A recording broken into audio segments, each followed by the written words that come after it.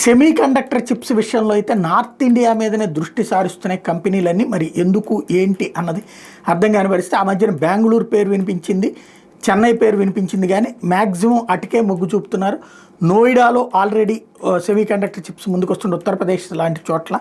ఇదే కాకుండా గుజరాత్ మీద భారీగా కాన్సన్ట్రేట్ చేస్తున్నారు. గుజరాత్ సనద్ జిఐడిసి అనే సంస్థ ఇప్పుడు 1,24,933 కోట్ల రూపాయలు సెమీకండక్టర్ చిప్స్ మీద పెట్టుబడి పెడుతుంది. మైక్రాన్ సెమీకండక్టర్ ప్లాంట్ 22,516 కోట్ల రూపాయలు ఇప్పటికే పెట్టుబడి పెట్టింది, ఇంకా కంటిన్యూ చేస్తుంది. సిజీ సెమీ ప్రైవేట్ లిమిటెడ్ ఇన్వెస్ట్మెంట్ 7,854 కోట్లు. టోటల్గా టాటా పవర్ 91,000 కోట్లు. వీళ్ళు సెమీకండక్టర్ చిప్స్ అక్కడ. అలాగే కెనీస్ సెమీ ప్రైవేట్ 3,307 కోట్లు. దాదాపుగా ఈ 4 కలిపితేనే 2.5 లక్షల కోట్ల రూపాయల వరకు సెమీ కండక్టర్ చిప్స్ పరిశ్రమల్ని గుజరాత్ వైపే దృష్టి సారిస్తూ ఉండటం అన్నటువంటిది ఇక్కడ కీలకమైన అంశం.